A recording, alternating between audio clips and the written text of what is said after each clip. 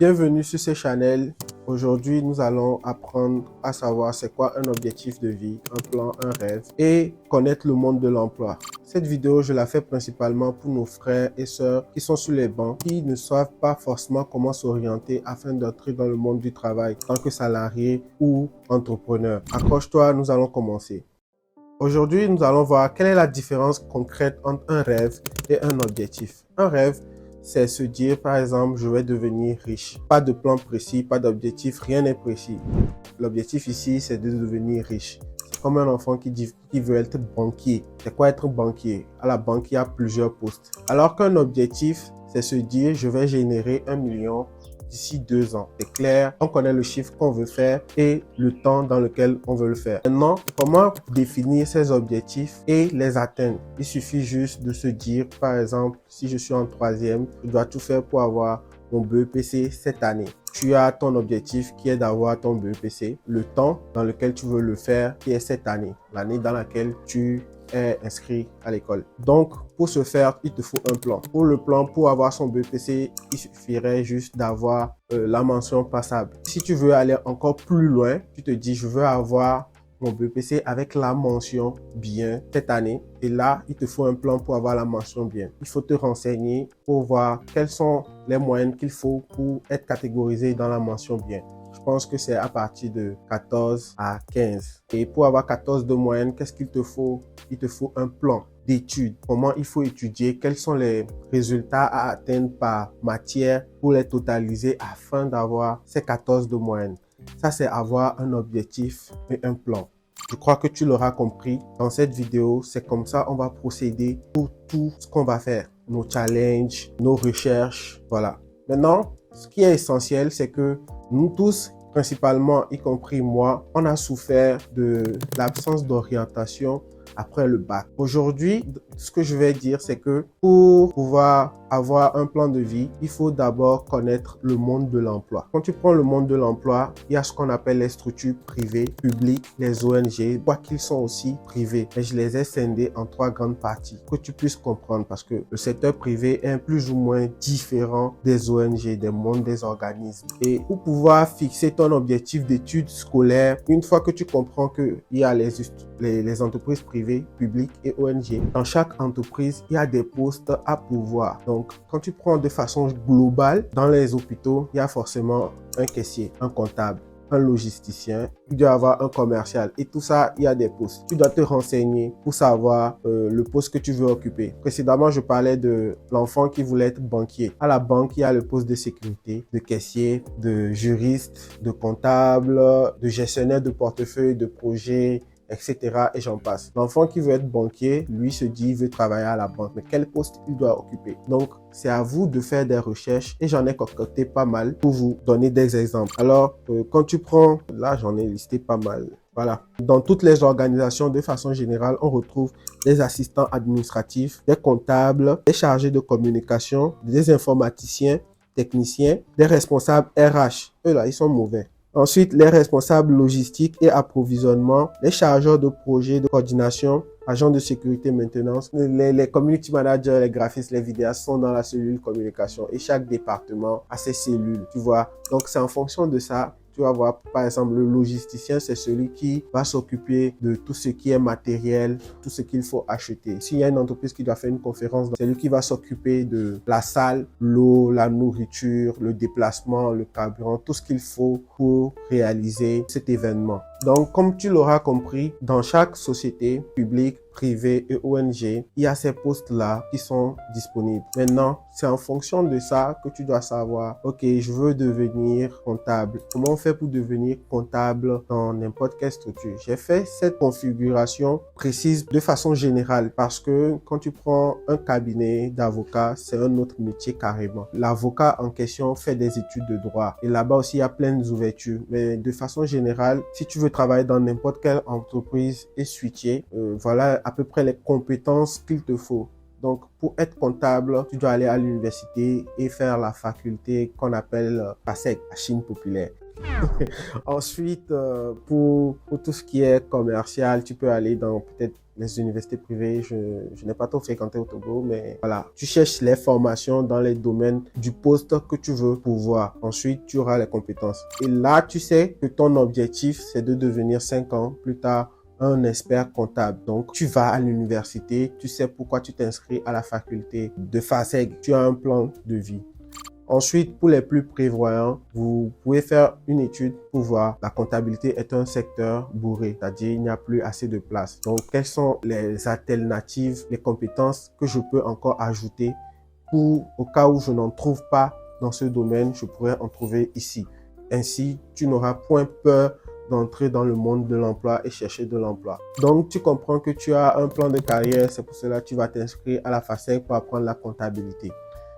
Le plus important maintenant, une fois que tu as fini tes études, tu dois savoir que il te faut de l'expérience, il te faut un réseau et comment trouver ton emploi. Et justement, en y parlant, tu as deux catégories dans ce bas monde.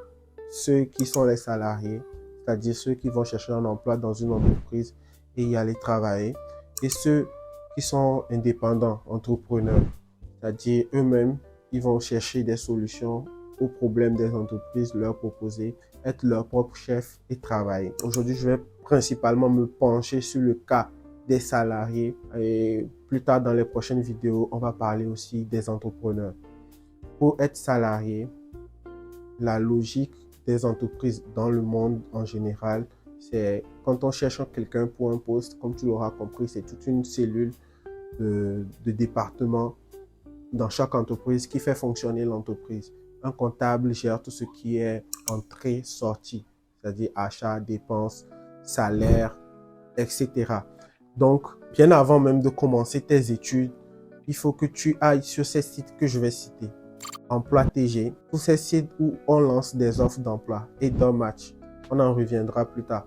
Là, tu vas faire une étude de cas pour voir quels sont les secteurs d'emploi prometteurs. Quels sont les secteurs d'emploi qui sont en vogue? Quels sont les postes qui sont beaucoup demandés ou qui seront demandés dans le futur? En ceci aussi, une fois que tu connais les postes et les emplois qui sont demandés, tu pourras ensuite t'organiser pour chercher une formation dans ces disciplines.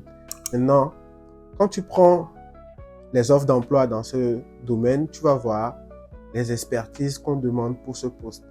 Par exemple, récemment, Edomatch a publié une offre d'emploi où la GIZ recrute des jeunes gestionnaires de portefeuille. C'est un stage et je crois qu'il est important d'apprendre l'anglais et l'allemand, de maîtriser tout ce qui est comptabilité, environnement, etc. Je te donne cet exemple pour que tu saches que, voilà, on demande toujours des comptables sur le marché de l'emploi. Maintenant, toi, je ne dis pas que tout le monde doit être comptable. Vous devez faire des études, des recherches. Allez sur Google, LinkedIn, les sites de recherche d'emploi pour recenser les offres d'emploi en général et voir quels sont les postes qui sont beaucoup en vogue et en forte demande. En fonction de ça, tu vas peut-être choisir ce que tu veux faire à l'université. Il y a la passion que tu peux ajouter aussi. Je parle notamment de l'art, la musique, le dessin, qui ne sont pas encore des domaines où il y a de grandes écoles ici au Togo. Je parle du Togo et de l'Afrique en général. Dans certains pays, il y a ces écoles. Tu peux les faire. Mais là, je parle vraiment pour les gens qui n'ont pas les moyens ou la capacité de se payer 2 écoles. Si tu veux te développer, tu vas développer ce côté-là. Mais de façon générale aussi, dans le monde professionnel, parce qu'il te faut de l'argent pour subvenir à tes besoins, tu vas chercher une compétence qu'on retrouve généralement dans les entreprises. Et là, tu vas à l'école, tu travailles, tu as ta licence, tu fais des stages. Dans les prochaines vidéos, je te montrerai aussi comment chercher des stages et les emplois. Tu cherches des stages, tu les valides, tu as ton expérience et en fait, tu coches toutes les cases des offres d'emploi que tu avais vues précédemment pour choisir ta faculté. Et c'est ainsi, dans cette logique, que tu correspondras au profil demandé et là, tu augmentes tes chances d'être retenu lorsque tu vas candidater. Parce que il faut pas oublier que vous êtes nombreux à candidater, que ce soit les freelances ou les salariés. ceux qui veulent travailler en entreprise. Donc, j'espère que tu as compris tout ce que j'ai dit. Je vais te faire un récap, te fixer un objectif. Je veux être comptable à Ecobank dans 20 ans. Tu vois. Ensuite, tu vas aller pour voir quelles sont les qualités requises pour un comptable qui travaille à Ecobank. Là, ça te permet même d'aller directement voir le comptable d'Ecobank, lui demander quelles sont les études qu'il a fait. Tu peux te connecter à lui sur LinkedIn, etc. Et là, tu as toutes les informations. Une fois que tu as toutes les informations, tu choisis une école réputée pour former de bons comptables. Tu fais ta formation de comptabilité et tu vois, tu peux avoir la licence, le master, ajouter d'autres filières connexes à la comptabilité telles que la logistique, la ressources humaines, si tu le peux. Et là, la logique voudrait que ensuite tu ailles sur les sites d'emploi où tu avais collecté les informations sur la demande et que tu offres ce que tu as comme compétence. Et ainsi, tu vas voir que le chemin est plus clair. J'ai parlé aussi des réseaux. Ça, c'est simple. Pour se faire un réseau, personne ne va le faire à ta place. Il faut aller aux événements, approcher, ne pas être timide. Quand tu sais que tu veux être comptable, il faut fréquenter les comptables. Il n'y a pas de magie là-dessus. Et maintenant, tu te demandes où est-ce qu'on trouve les comptables. C'est dans les entreprises. Quel type de comptable tu veux fréquenter. Tu cherches les informations et tu vas en fonction de ça. On se retrouve dans la prochaine vidéo pour expliquer maintenant, parce que là, on a fait la théorie. On va faire la partie pratique de ça. Je vais beaucoup plus t'illustrer ça pour que tu comprennes ce qu'il faut faire et ce qu'il ne faut pas. À tout de suite.